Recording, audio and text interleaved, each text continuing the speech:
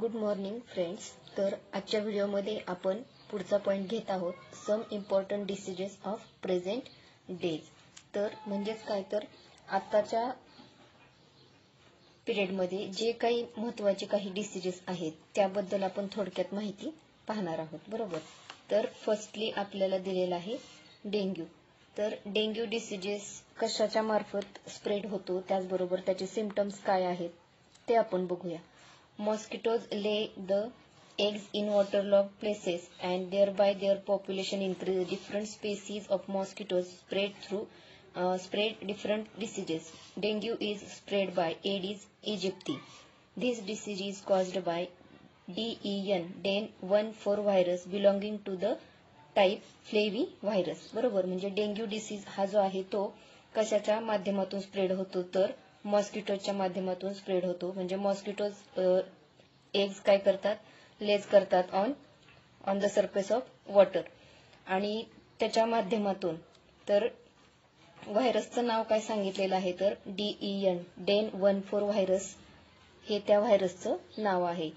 तर कोणत्या स्पेसीज आहेत, कोणता स्पेसीज आहे मॉस्किटोचा, तर एडिस इजिप्ती नावाची जी काही स्पेसीज आहे मॉस्किटोची, त्या स्पेसीजच्या माध्यमातून हा डिसीज स्प्रेड होतो, बरोबर. तर अशा पद्धतीने हा डेंग्यू व्हायरस स्प्रेड होतो. तर सिम्पटम्स काय आहेत पहा. ऍक्यूट फीवर अँड हेडॅक, वॉमिटिंग, बरोबर. ऍक्यूट फीवर म्हणजेच काय, तर ताप वगैरे आपल्याला दिसून येतो. त्याचबरोबर हेडॅक म्हणजे डोकेदुखी आणि वॉमिटिंग म्हणजे उलट्या होणं. त्यानंतर सेकंड आहे pains in eye socket is very prominent symptom. Pains in eye socket म्हणजेच काय, आय सॉकेट म्हणजेच आपली डोळ्याची जी खोबण असते, बरोबर. तर डोळ्याची खोबण जी आहे तिथं आपल्याला दुखल्यासारखं जाणवतं. Decrease in platelet count that may lead to internal haemorrhage. त्याचबरोबर ब्लड मधलं जे प्लेटलेट काउंट आहे त्याच्यामध्ये, आता प्लेटलेट हे काय आहे, तर ब्लड मधला एक घटक आहे, बरोबर, कंपोनंट ऑफ ब्लड. प्लेटलेट हे काय आहे, तर ब्लडचा एक कंपोनंट आहे. तर प्लेटलेट काउंट काय होतो, कमी असलेला आपल्याला दिसून येतो. म्हणजेच काय, तर त्याला काय म्हणतो आपण, हिमोरेज असं म्हणतो. म्हणजे अशा पद्धतीनं डेंग्यू डिसीज कशाच्या मार्फत स्प्रेड होतो, त्याचबरोबर त्याचे सिम्पटम्स काय आहेत ते आपण इथं पाहिलेलं आहे, बरोबर. नेक्स्ट आपल्याला काय विचारलं आहे इथं, तर डू यू नो, याच्यामध्ये आपल्याला malaria is spread by female anopheles while elephantiasis by female culex. Anopheles and Aedes grow in clean water while Culex in dirty sewage water. आता याच्यामध्ये मलेरिया हा जो डिसीज आहे तो कोणत्या मॉस्किटोच्या कोणत्या स्पेसीज पासून स्प्रेड होतो, तर एनोफिलिस नावाची मॉस्किटोची एक स्पेसीज आहे त्याच्या मार्फत हा मलेरिया स्प्रेड होतो. त्याचबरोबर एलिफंटॅसिस नावाचा जो डिसीज आहे तो फिमेल क्युलेक्स नावाच्या स्पेसीज पासून स्प्रेड होतो. त्यानंतर Anopheles and Aedes grow in clean water. त्याचबरोबर एनोफिलीज आणि एडीज ह्या ज्या दोन स्पेसीज आहेत त्या कोणत्या वॉटरवरती ग्रो होतात, तर क्लीन वॉटरमध्ये त्या ग्रो होतात. While Culex in dirty water. Culex नावाची जी स्पेसीज आहे ती डर्टी सिवेज वॉटरमध्ये त्यांची ग्रोथ होते. त्यानंतर नेक्स्ट डिसीज जो दिलेला आहे तो आहे स्वाईन फ्लू. आता त्याचे रिझन्स ऑफ इन्फेक्शन म्हणजे की कशा मार्फत त्याचं इन्फेक्शन होतं. Infection for swine flu occurs through pigs and humans. Viruses of swine flu are spread through secretion of nose, throat and saliva. म्हणजेच काय, तर व्हायरसचं इन्फेक्शन कशाच्या माध्यमातून होतं, तर सिक्रेशन ऑफ नोज असेल, देन थ्रोट असेल किंवा सलायवा याच्या माध्यमातून हा व्हायरस स्प्रेड होतो. मग सिम्पटम्स काय आहेत त्याचे सिम्पटम्स, तर स्वाईन फ्लू चे सिम्पटम्स दिलेले आहेत पहा. डिफिकल्टी इन ब्रीदिंग म्हणजे श्वास घेण्यास काय होते, अडचण येते. त्याचबरोबर sore throat and body pains अशा पद्धतीने याचे सिम्पटम्स दिलेले. आता सोअर थ्रोट म्हणजे काय, तर घसा दुखणे. त्यानंतर बॉडी पेन्स म्हणजे अंगदुखी वगैरे अशा पद्धतीचे सिम्पटम्स आपल्याला स्वाईन फ्लू मध्ये दिसून येतात. त्यानंतर नेक्स्ट बघ आता diagnosis of swine flu. Diagnosis म्हणजेच काय, तर रोगाचे निदान. तर हे कसं पाहायचं, तर for diagnosis of swine flu liquid from throat of patient is sent in laboratory. म्हणजे थ्रोट लिक्विड जे आहे ते लॅबोरेटरीमध्ये पाठवायचं आणि त्याच्या थ्रू आपल्याला काय होतं तर रोगाचं निदान याच्यातून करता येतं. Diagnostic facilities are available in National Institute of Virology. आता हे काय आहे तर नॅशनल इन्स्टिट्यूट ऑफ व्हायरोलॉजी म्हणजे इथं व्हायरसचा जो स्टडी आहे तो इथं केला जातो, बरोबर. NIV. Then Pune and National Institute of Communicable Diseases म्हणजेच काय तर ही जी संस्था आहे ही दिल्लीमध्ये आहे, NICD, बरोबर. तर अशा ठिकाणी काय केलं जातं, हे व्हायरसचं थ्रोट म्हणजे सलायवा वगैरे असेल त्याचं लिक्विड फॉर्म इकडं पाठवला जातो आणि तिथं त्यांच्यावरती टेस्ट घेतल्या जातात आणि त्याच्या माध्यमातून काय केलं जातं तर डायग्नोसिस केलं जातं. त्यानंतर आता डू यू नो याच्यामध्ये आपल्याला काय सांगितलं आहे, first case of swine flu was reported in Mexico in 2009. Swine flu is caused by the virus influenza AH1N1. Persons who come in contact with pigs can contract this disease. म्हणजे पहिला patient जो आहे swine फ्लूचा तो कुठं सापडला तर मेक्सिकोमध्ये 2019 मध्ये सापडला. Swine flu is caused bye म्हणजे कोणत्या व्हायरसच्या माध्यमातून हा डिसीज होतो तर AH1N1 हे व्हायरसचं नाव आहे, बरोबर. तर या व्हायरसच्या माध्यमातून हा डिसीज होतो. त्यानंतर नेक्स्ट डिसीज दिलेला आहे तर एड्स. एड्स म्हणजेच काय तर ॲक्वायर्ड इम्युनो डेफिशियन्सी सिंड्रोम, बरोबर.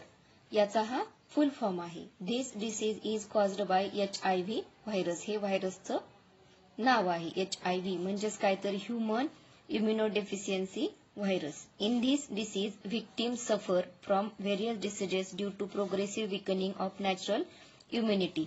Diagnosis of AIDS cannot be confirmed without test in medical laboratories. ELISA test is used for its proper diagnosis. Symptoms of AIDS are person specific. म्हणजे हा जो disease आहे तर victim म्हणजेच काय तर patient, बरोबर.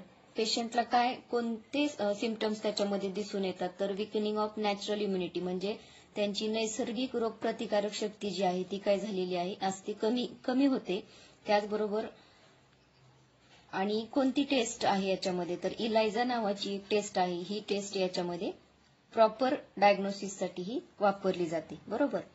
Then AIDS does not occur due to touching to and sharing the food with HIV infected person or by nursing the HIV patient. म्हणजे एड्सचं जे काही स्प्रेड आहे तो कशाच्या माध्यमातून होत नाही हे याच्यामध्ये आपल्याला सांगितलेलं आहे, बरोबर. आता एड्स पेशंट विषयी बऱ्याचशा गैरसमजुती समाजामध्ये आपल्याला दिसून येतात.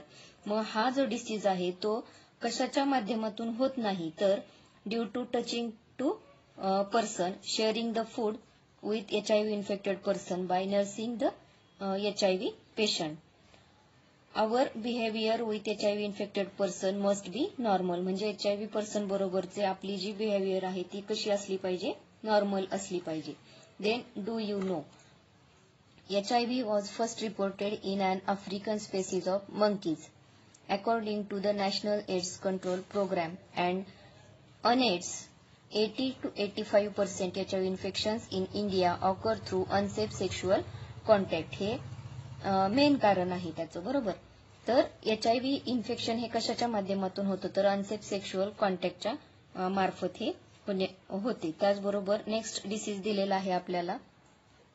जसं जे डिसीजेस काही डिसीजेस हे आहेत ते इन्फेक्शियस आहेत, काही नॉन इन्फेक्शियस आहेत. तर आता पुढील डिसीजेस जे पाहणार आहोत आपण ते इन्फेक्शन्स थ्रू ॲनिमल्स म्हणजे ॲनिमलच्या माध्यमातून काही डिसीजेस जे होतात त्यांच्याविषयी आपण थोडक्यात इथं बघणार आहोत. आता इथं काही कॅन यू टेल मध्ये काही क्वेश्चन विचारलेले आहेत. Which measures are taken at your home to control the rats. Then why is it necessary to care about health of domestic dog, cats and birds? Then is there any relation between pigeons, stray animals and human health? What are effect of rats, cockroaches on human health? तर याच्या माध्यमातून आपल्याला थोडक्यात काय सांगितलेलं आहे की which measures are taken at your home to control the rats. म्हणजे फॉर एक्झाम्पल घरामध्ये जर उंदीर असतील तर त्यांची ग्रोथ त्यांच्यावरती कंट्रोल करण्यासाठी तुम्ही काय करू शकाल, बरोबर. हे आपल्याला इथं विचारलेलं आहे. रॅट कंट्रोल करण्यासाठी आपण काय करू शकतो तर रिमूव्हल ऑफ अनवॉन्टेड जंक बरोबर. म्हणजे जे काही घरातलं न लागणारं मटेरियल आहे ते आपण काय करू शकतो, काढून टाकू शकतो. त्याचबरोबर our house should be neat and clean, म्हणजे आपण घर स्वच्छ वगैरे ठेवू शकतो. त्यानंतर next, why is it necessary to care about health of domestic dogs, cat and birds. तर म्हणजेच या ॲनिमलची आपण वेळच्या वेळी काळजी घेणं का गरजेचं आहे.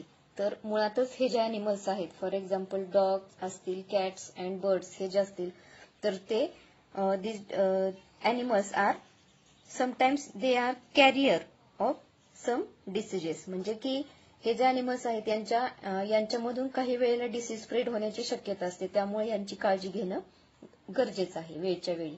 Then is there any relation between pigeons, stray animals and human health.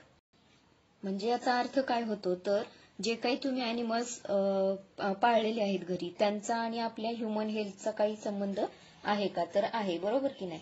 म्हणजेच काही some respiratory diseases are transmitted from pigeons, for example asthma, allergic diseases. म्हणजे अस्थमा सारखे किंवा काही ॲलर्जिक डिसीजेस हे जे आहेत ते पिजन्सच्या किंवा बर्ड्सच्या माध्यमातून स्प्रेड होण्याची शक्यता असते. बरोबर. म्हणजे यांचा काय तर सहसंबंध असतो. त्यानंतर what are effect of rats, cockroaches and on human health.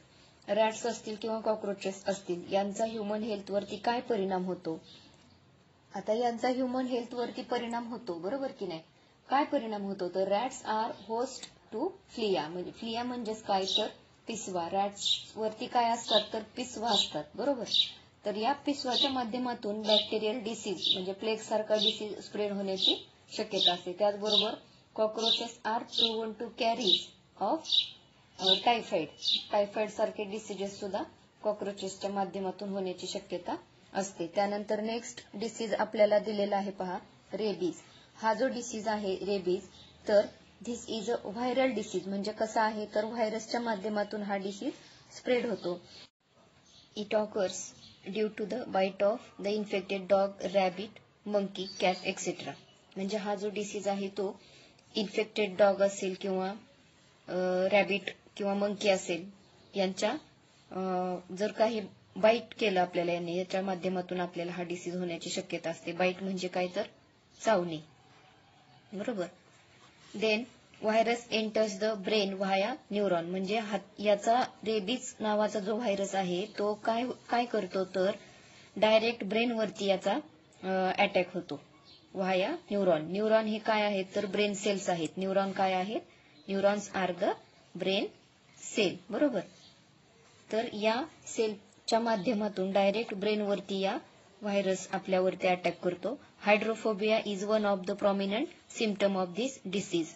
Hydrophobia म्हणजेच काय, तर या पेशंटला म्हणजे ज्यांना की ॲनिमलनी बाईट केलं आहे यांना तहान खूप लागते. In this case the victim shows extreme fear for water. Rabies is fatal disease. बरोबर.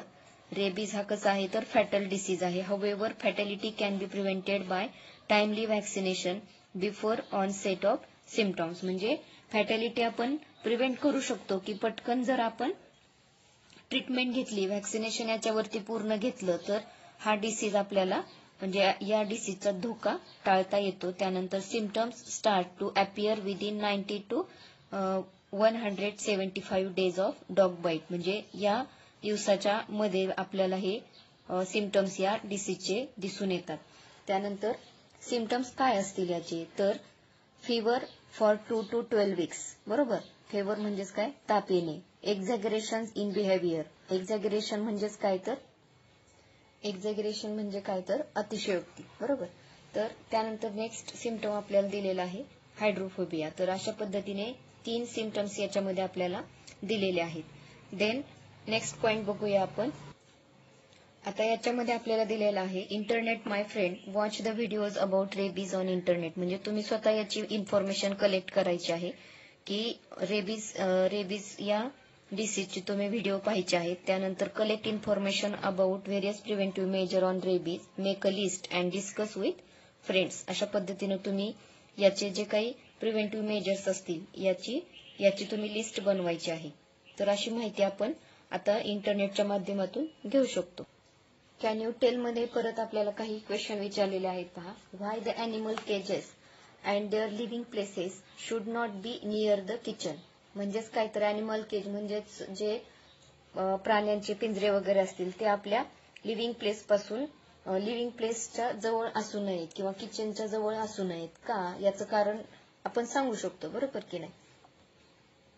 To avoid the spread of infectious diseases from animal, म्हणजे ॲनिमल पासून एखादा इन्फेक्शियस डिसीज पसरू नये त्यासाठी हे ॲनिमल केजेस असतील ते आपल्या किचन पासून दूर असले पाहिजेत. Depending upon which symptom rabies can be identified, म्हणजे कोणत्या सिम्पटम वरून आपण ओळखू शकतो की रेबीज झाला आहे, बरोबर की नाही. म्हणजे त्याचे सिम्पटम्स काय सांगितलेले आहेत आपल्याला, तर हायड्रोफोबिया असेल, पेन इन थ्रोट असेल, mental confusion etcetera. Then next आपल्याला काय पाहायचं आहे, तर काही नॉन इन्फेक्शियस डिसीजेस आपण इथं पाहणार आहोत. म्हणजे याआधी आपण इन्फेक्शियस डिसीजेस पाहिले, आता आपण नॉन इन्फेक्शियस डिसीजेस पाहणार आहोत. Diseases which do not occur through infections and body contact are called as non infectious diseases. म्हणजे ही काय झाली, डेफिनेशन झाली की नॉन इन्फेक्शियस डिसीज कशाला म्हणायचं. Diseases which do not occur through infections and body contacts are called as non-infectious diseases. Such diseases arises in human body itself due to certain reason. मग असे जे डिसीजेस आहेत ते कसे होतात, तर कशा म्हणजे की such diseases arise in human body itself due to certain reasons, म्हणजे काही कारणास्तव हे डिसीज आपल्या बॉडीमध्ये काही बदल झाल्या कारणाने हे डिसीज उद्भवतात. तर त्याच्यातला पहिला आहे कॅन्सर. आता कॅन्सर हे नेमकं काय आहे, तर uncontrolled and abnormal cell growth is called as cancer. म्हणजे कॅन्सर का होतो, कॅन्सर म्हणजे काय नेमकं, तर uncontrolled and abnormal cell growth is called as cancer. Group or lump of cancerous cells is called as malignant tumour. Group म्हणजेच काय की एकाच ठिकाणी जास्तीत जास्त सेलचा एक बंच तयार होतो, बरोबर. That cancerous cells is called as malignant tumor. Tumor म्हणजेच काय, गाठ. Cancer can occur in various organs like lungs, mouth, tongue, stomach, breast, uterus, skin and tissue are like blood. आता कॅन्सरचे सुद्धा वेगळे प्रकार आहेत, बरोबर. तर कॅन्सर कोणत्या कोणत्या प्रकारचा असतो, लंग्स कॅन्सर असतो, माउथ कॅन्सर असतो, then tongue, stomach, breast, uterus, skin and tissue, बरोबर. अशा पद्धतीने कॅन्सरचे हे टाइप्स आहेत. देन रिझन्स, म्हणजे कॅन्सर नेमका का होतो, कन्झम्पशन ऑफ टोबॅको, बरोबर, तंबाखू वगैरे खाल्ल्यामुळे, gutkha, smoking, alcoholism, lack of fibre content fruits and leafy vegetables.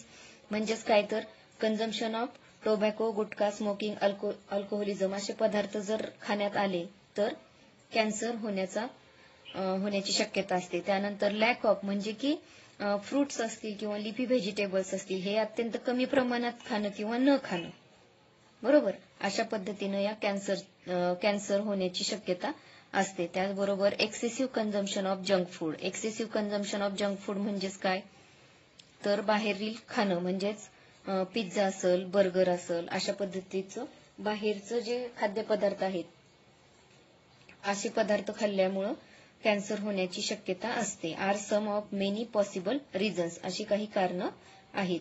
Heredity may also be a reason. त्याचबरोबर हेरिडिटी हे एक महत्वाचं कारण आहे, म्हणजे अनुवंशिकता. त्यानंतर आता कॅन्सरचे सिम्पटम काय आहेत, तर सिम्पटम पाहूया आपण. तर chronic cough, hoarse voice, difficulty in swallowing. म्हणजेच काय, तर क्रॉनिक कफ म्हणजे दीर्घकाळ राहणारा खोकला असेल, हॉर्स व्हॉइस म्हणजे आवाज घोगरा होणे, त्याचबरोबर डिफिकल्टी इन स्वॅलोईंग म्हणजे गिळताना वगैरे त्रास होणे, incurable scar and inflammation, lumps in breast, unexplain weight loss. अशा पद्धतीने हे काही सिम्पटम्स आपल्याला इथं दिलेले आहेत. त्यानंतर कॅन्सरवरती modern diagnostic and treatment of cancer काय आहे. Modern diagnostic and treatment of cancer. तर मॉडर्न ट्रीटमेंट काय आहे त्याच्यावरच्या किंवा डायग्नोस्टिक मेजर्स काय आहेत, तर various techniques like CT scan, MRI scan, mammography, biopsy are used in diagnosis of cancer. In case of treatment, along with conventional methods like chemotherapy, radiation therapy and surgery, modern techniques like robotic and laparoscopic surgery are also followed. म्हणजे हे काय तर modern techniques आहेत कॅन्सरवरती treatment घेण्याची. बरोबर.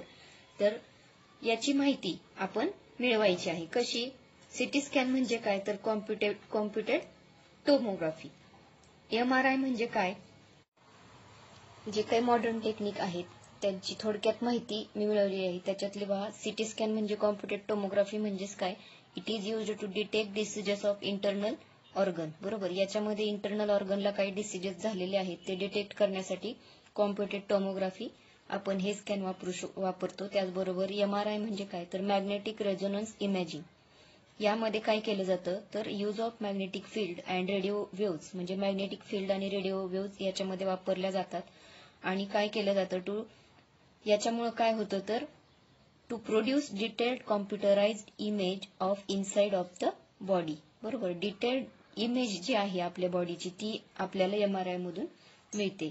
त्यानंतर mammography म्हणजे कोणतं टेक्निक आहे तर it is the process of using low energy X ray to examine the human breast for diagnosis and screening. त्यानंतर बायोप्सी हे सुद्धा एक टेक्निक आहे. Extraction of sample cell or tissues for examination to determine the presence of a disease. म्हणजे याच्यामध्ये काय केलं जातं तर sample of cell or tissue हे याचं एक्झामिनेशन केलं जातं आणि याच्यातून आपण एखादा डिसीज कोणता डिसीज झाला आहे हे याच्यातून आपण डिटेक्ट करू शकतो. तर अशा पद्धतीने काही टेक्निक जे माहित आहे ते आपण याच्यामध्ये पाहिले. त्यानंतर पुढे बघूया.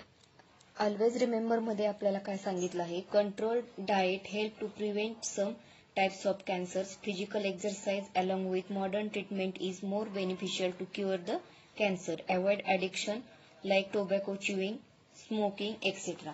म्हणजे आपला जो दररोजचा आहार आहे तो आपला कंट्रोल डाएट असला पाहिजे. बरोबर की नाही? म्हणजे घरी बनवलेलं खाणं, बाहेरचं न खाणं, त्यानंतर फिजिकल एक्सरसाइज. बरोबर. अशा पद्धतीनं जर आपलं दैनंदिन जीवन असलं तर अशा भयंकर रोगापासून आपलं संरक्षण होऊ शकतं.